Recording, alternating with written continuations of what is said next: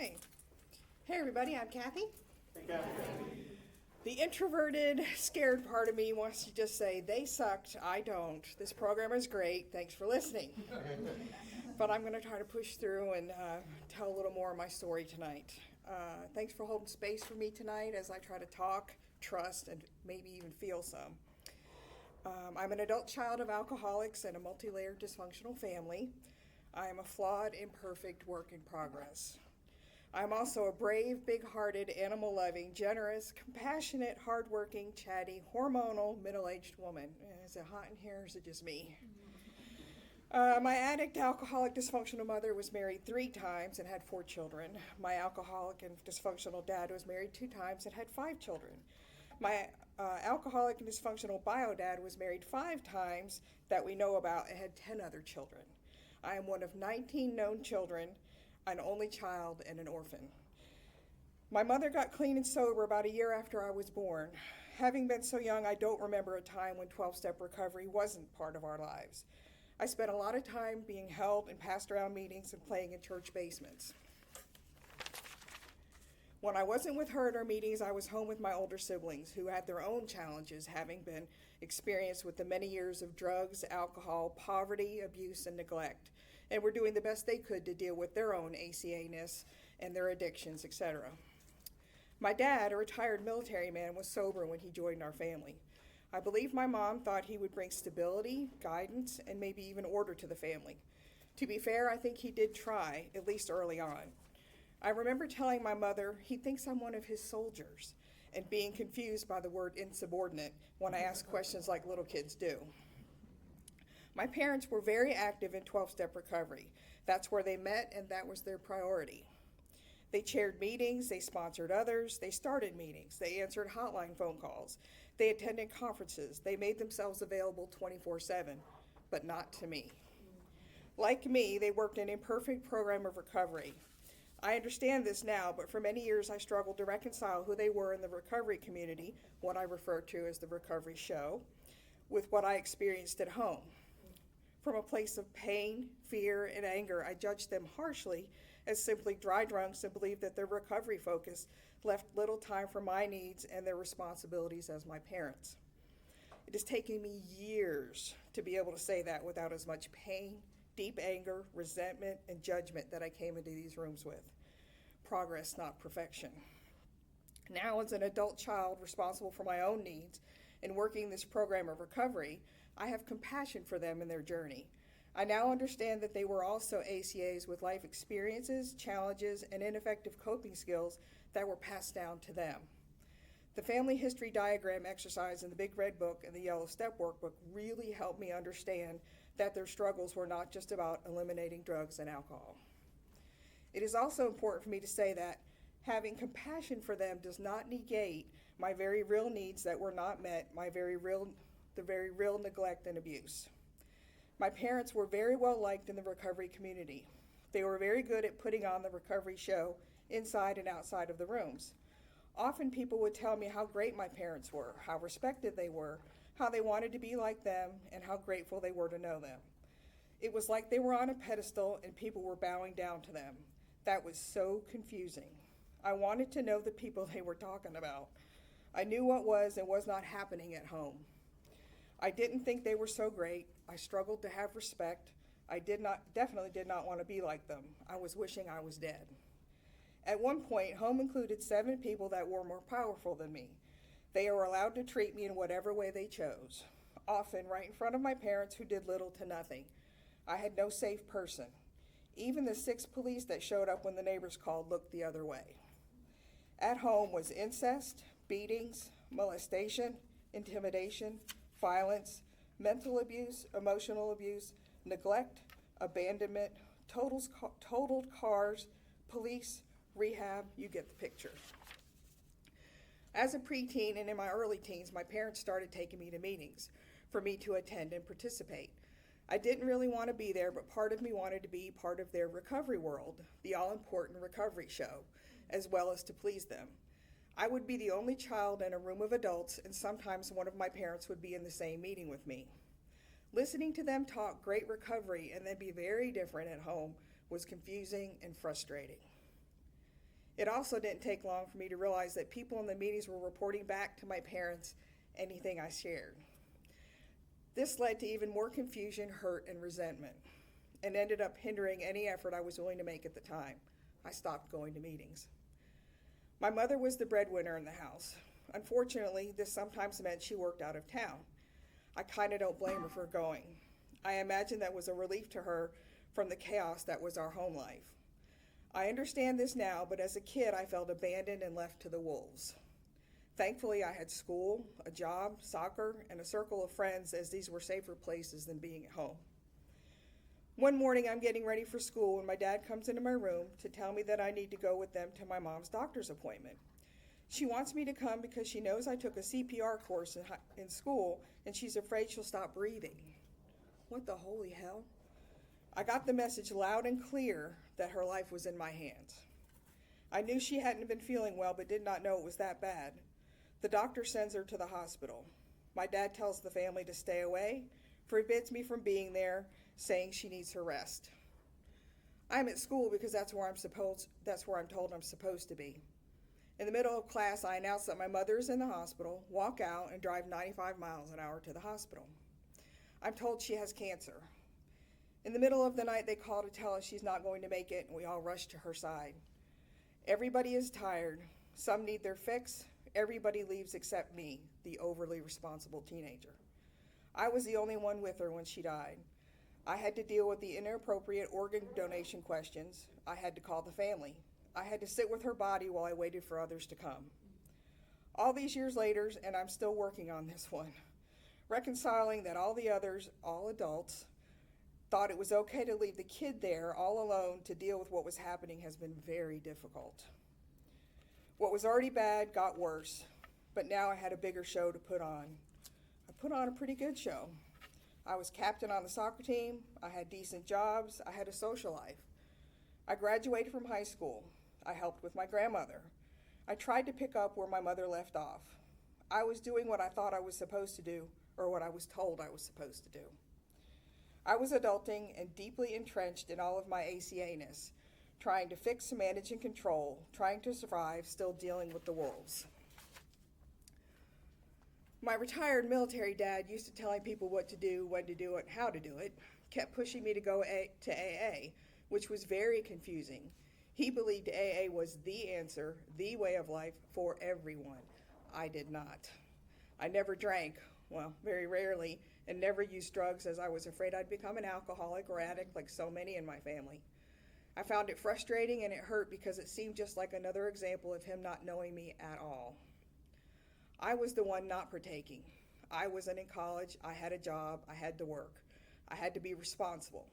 I was the designated driver, the one who took care of everybody else, the one in control, with my enabling and codependent cape on to rescue and fix whatever problems came up. I was also still very hurt and angry for my experiences years before and disillusioned by what my parents presented as recovery. I didn't really trust in any God or higher power of my understanding, my own or what I was being told it should be. I believed that there is a higher power, something more powerful than me, but that it had failed me miserably and often by letting me be severely abused by so many and neglected by those who were supposed to take care of me and my needs. The idea of a God or higher power became the place I needed to put the fear, hurt, and anger that I was not allowed to express to those who had truly wronged me. And if what I experienced with my parents was what a spiritual connection looked like, I wanted none of it or any 12-step recovery. I judged my dad and others on what recovery looked like to me through my distorted lens of pain and fear. My dad was unavailable to me in any meaningful way. He had never been one to provide comfort, and that was not going to change. He was grieving. He was allowed to grieve. It was all about him. I had been expected to go back to life as if nothing had happened, so I basically did. The only time my mom was mentioned when he wanted to throw her death in my face and tell me what a disappointment I was. I was alone in an adult world I did not understand or want to be in. Seeking solace, I started spending more and more time at my best friend's house with her family, also one affected by alcoholism, which I knew, but dysfunction was something I understood. The pain, grief, abuse, and isolation at home I did not know how to deal with. They accepted me into their dysfunction. It was comforting until it wasn't. Her brother, the same age as I was, started to abuse me when I was sleeping. I tried to ignore it. I tried to minimize it. I tried to make it something it wasn't. I knew if I said anything, it would cost me a family I thought I so desperately needed. At 19, overwhelmed, depressed, suicidal, and desperate, I got myself into therapy and attended non-12-step support groups for abuse survivors. My mother was no longer here to protect, and I was going to die if I didn't do something. I needed to talk, trust, and feel. Let me try that again. I needed to talk, trust, and feel. I did some talking, some trusting, and not a whole lot of feeling.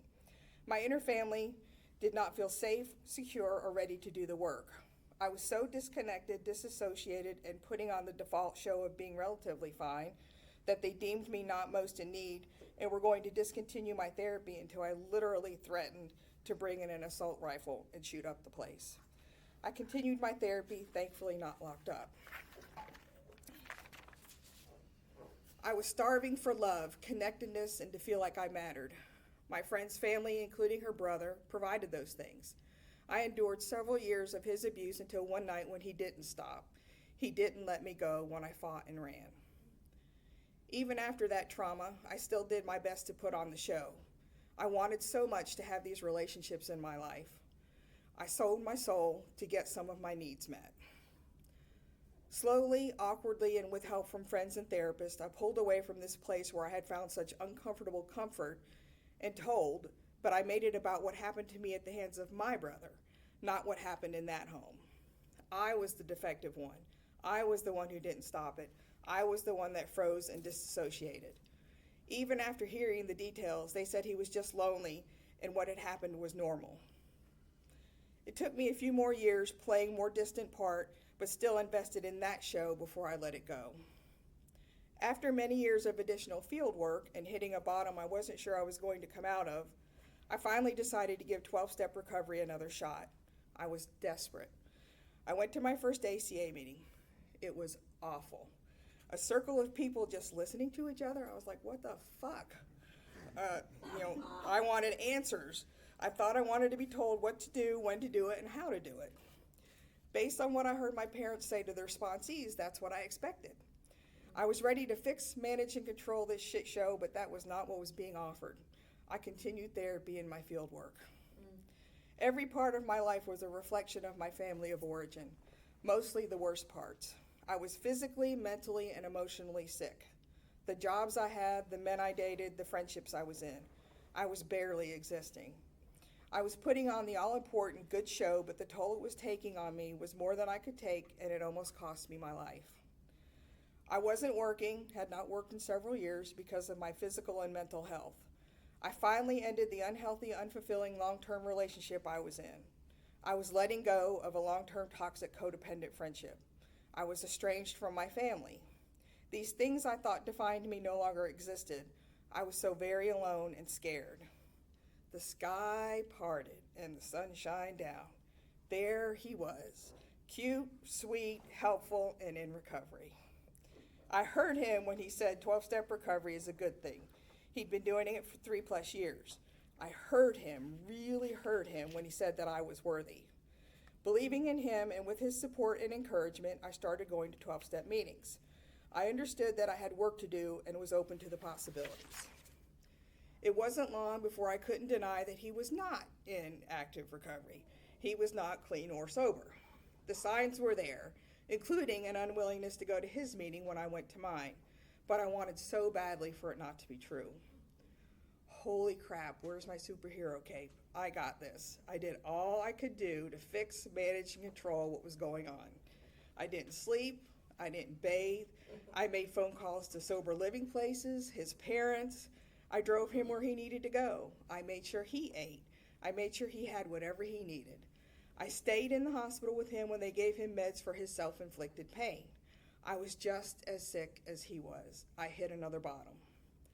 Even after our relationship ended and he died, I continued to attend 12-step recovery meetings.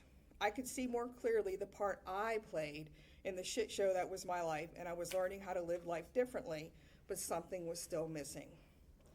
It must have been my trusted therapist who encouraged me to try ACA again. I was ready-ish. I chaired my second meeting and had a key to the building for my third. I got the big red book and the yellow step workbook. Whatever it was going to take, I was all in. All in my ACA-ness. All in the laundry list traits. I was going to fix, manage, and control my recovery. It wasn't pretty, far from perfect, but it was a start. I was hearing shares that I could really identify with. I was hearing hope. I was listening. Those early meetings were really tough. I was so very afraid. I still flinched at the word God and wasn't genuinely connected to a higher power. I was afraid I'd become my parents. I would sit close to the door so that I could run out, but thankfully didn't. I answered the yellow workbook questions with little more than yes, no, maybe, or not at all. But I was there. I listened, I talked, sometimes I even felt. Once I decided that answering the yellow workbook questions that way in meetings was not enough, I joined a small group and dug in. I made a real commitment to myself in recovery to do the work. Unfortunately, the small group ended before we finished. That four-step is a bitch. I wanted to quit. I relapsed, I avoided, I made excuses. I did keep going to meetings, lots of meetings. I kept hearing how recovery was showing up in the lives of other fellow travelers, a direct result of working the steps, hope. It took me several years working with fellow travelers and my therapist, but I did it. It was not easy, but it was some of the best work I've ever done. I'm currently working in a small group on the Loving Parent Guidebook. I believe this is foundational to my recovery. It is fantastic and hard and worth it. It is really helping me understand more about myself, including my inner family, and to understand what I need reparenting myself to look like. I wish it had been available to me before I did the steps. Doing it has made my ongoing step work even more effective. I've reconnected to my imperfect family with love and acceptance. I'm coming to a place of acceptance for who they are and are not, and for who I am and am not. I am finding clarity I have never known and a quality in my life I wasn't sure was possible. I have not done any of it alone and not done any of it perfectly. I have relapsed more than once, sometimes with a spectacular flair for the dramatic, thank you COVID, fear, and isolation. That did not end my recovery work. Bumps in the road. Recovery is about progress, not perfection. I'm learning to live the life inside and outside these rooms that I need, want, and deserve with grace and compassion for myself and others. Do I still struggle? Absolutely. My character defects, my ineffective behaviors, my laundry list traits still show up. Thankfully, I'm learning to recognize them and adjust course more these days. I found great value in other fellowships, but ACA has helped me work more deeply on my core issue in a way that works for me. I don't do as much unhealthy field work as I used to, but it seems that I need to confirm my fucked upness once in a while just for the hell of it. I'm okay with that, as it helps me see how far I've come and reminds me that it works if you work it. I'm worth it, and so are you, and thanks for listening.